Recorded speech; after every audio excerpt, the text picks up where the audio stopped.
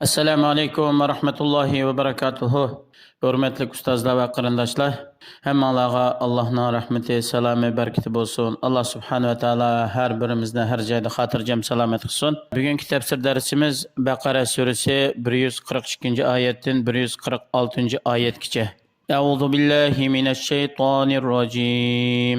Bismillahir rohmanir rohim. سيقول السفهاء من الناس ما ولاهم عن قبلتهم التي كانوا عليها قل لله المشرق والمغرب يهدي من يشاء إلى صراط مستقيم. Oyatning tarjimasi Yahudilardan va sharkatda ularga o'xshab qolgan munofiqlardan bo'lgan bir qism aqlsiz, nodon, ahmoq odamlar shundoq deydi. Mu'minlarni ilgari ular yuzlangan qiblasi bo'lgan Baytul Maqdasga qarab namoz o'qishdan Ka'baga qarab namoz o'qishga o'rvatgan narsa nima edi deyishidi. Ey Allohning payg'ambari, ularga javob berib esla. Mashriq va mag'rib, ya'ni kun chiqish va kun petish taraf va inodan boshqa sharq, janub, shimol, g'arb hamma taraflar yolg'iz Allohning mulkidir. Allohning bandalaridan xohlagan kishi Alloh xohlagan tarafga yuzlanidir. Alloh subhanahu va taolo o'zining bandalaridan xohlagan kishini hech qanday qing'irlik yoki burilib ketish bo'lmagan ravus to'g'ri yo'lga boshlaydi. وكذلك جعلناكم أمة وسطا لتكونوا شهداء على الناس ويكون الرسول عليكم شهيدا وما جعلنا القبلة التي كنت عليها إلا لنعلم من يتبع الرسول ممن ينقلب على عقبيه وإن كانت لكبيرة إلا على الذين هدى الله وما كان الله ليضيع إيمانكم إن الله بالناس لرؤوف رحيم.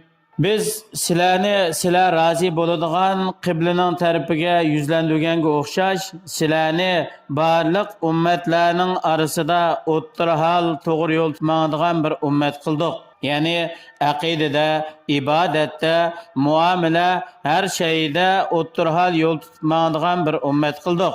Sizlarning qiyomat kuni barliq payg'ambarlarning Alloh subhanahu va taolo ularni yetkazishga buyurgan buyruqlarini yetkazganligiga guvohchilardan bo'lishinglar uchun va shundaqla payg'ambarimiz Muhammad sallallohu alayhi va sallamni Alloh subhanahu va taolo sizlarga yetkazishga buyurgan elchilik vazifasini sizlarga yetkazganligiga guvohchi qilish uchun biz qiblaning o'zgarishidan iborat bu ishni, ya'ni Baytul Maqdasning tarafidan Baytul Haram Ka'baning tarafiga yo'tkilishdan iborat bo'lgan bu ishni biz hammani bilamiz, ammo ochiq oshkora jazo mukofot beriladigan tariqada oshkora qilish uchun kim Allohning shariatiga rozi bo'ladi, Allohning buyrug'iga ergishidi, Allohning payg'ambariga ergishidi va kim Allohning dinidan yuz o'riydi, havoy havasga ergishidi, Allohning yo'lga qo'ygan shariatlariga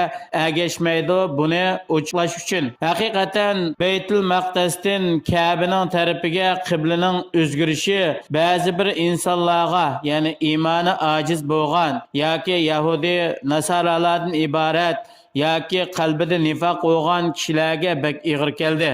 Lekin Alloh iymonga muvofiq qilgan va Alloh subhanahu va taolo o'z bandalari uchun yo'lga qo'ygan shariatga bo'ysungan bunday kishilarga bu ish hargiz ig'ir tuyulmadi. Alloh subhanahu va taolo har qanday bir ishni yo'lga qo'ysa, nihoyat bir hikmat uchun yo'lga qo'ydi.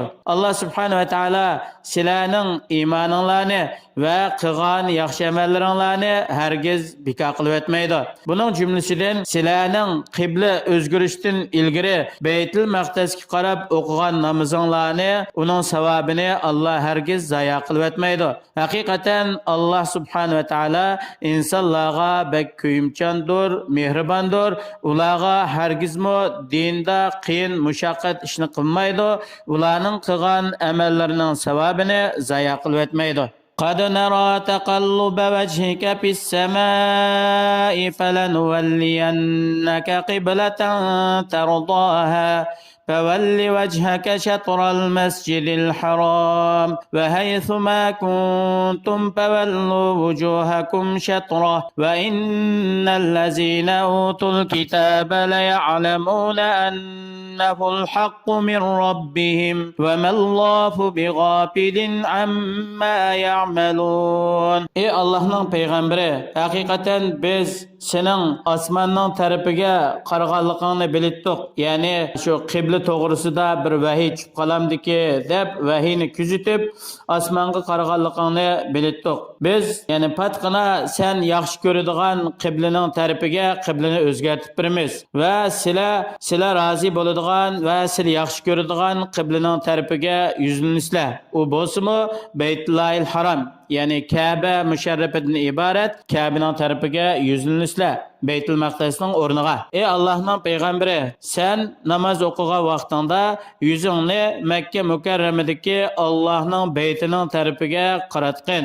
Ey mu'minlar, sizlar har qanday yerda namoz o'qisanglar, namoz o'qigan vaqtinglarda Kabening tarafiga yuzlaninglar. Haqiqatan Yahudi va Nasaralardan iborat kitob berilgan bu kishilar qiblaning o'zgarishidan iborat bu ishninki butun olamlarning yaratuvchisi, ularning ishlarini tadbir qiluvchi Alloh subhanahu va taolodan nozil qilingan haq ish ekanligini biladi. Chunki bu ularning kitoblarida ochiq bayon qilingan. Allah subhanahu wa ta'ala ularninki haqiqatdan yuz o'rganlikdan iborat bu qilmishlaridan Allah g'ofil qolmaydi. Balki Allah subhanahu wa ta'ala buning hammani bilib turg'uchidir. Shuning asosan ularni jazo mukofotlaydi.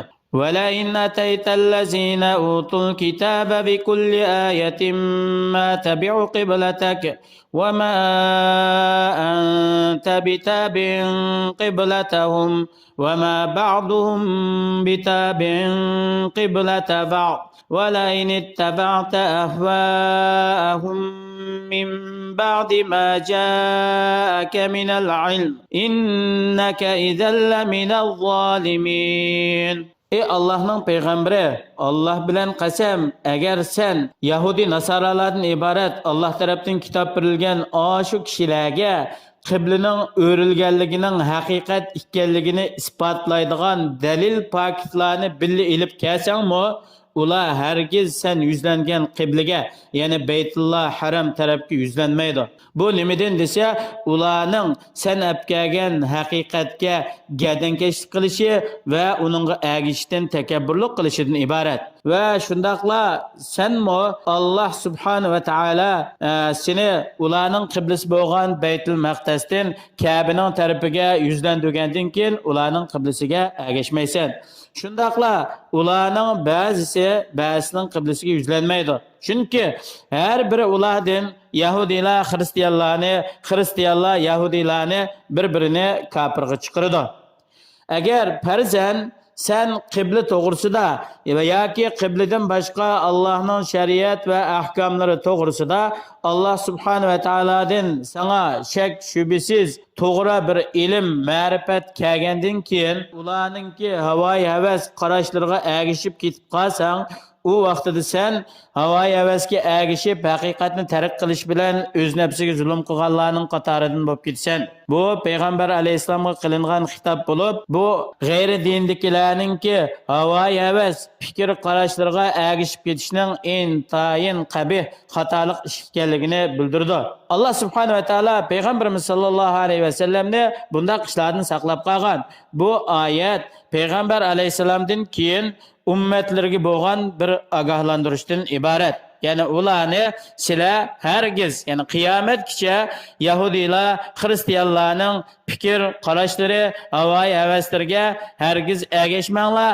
Agar sizlar Alloh subhanahu va taolo Qur'oni Karimdan iborat qiyomatgacha bo'lgan o'zgarmaydigan nurliq chiroq haqiqatni sizlarga ato qilgandan keyin uni qo'yib Yahudi Nasaralarning fikr qarash, havoyi havaslariga agish ketsanglar, sizlar haqiqatdan yuz o'rib o'zga zulm qilganlarning qatoridan bo'lib ketisizlar deb bu ummatga qilingan ogohlantirishdan iborat.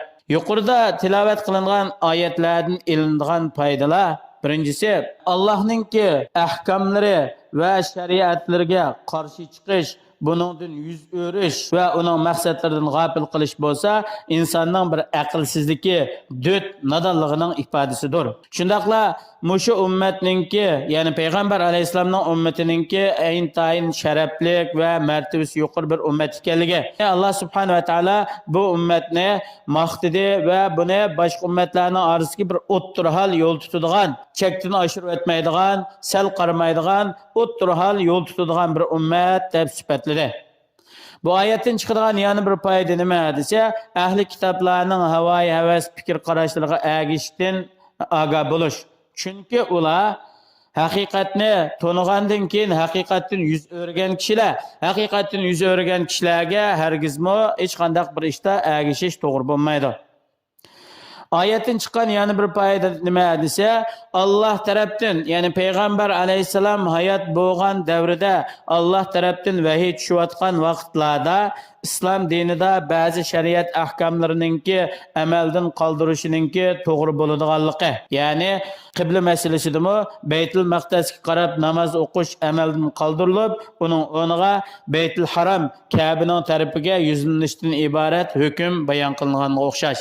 Alloh subhanahu va taolo har birimizni har joyda Alloh va Allohning rasuliga mukammal kuchimizning yetishicha to'liq amal qilishga muyassar qilsin. G'ayri dinliklarning fikr qarash havoyi havaslarga agishib qilishdan Alloh o'zi muhabbizat qilsin. Vassalomu alaykum va rahmatullohi va barakatuh.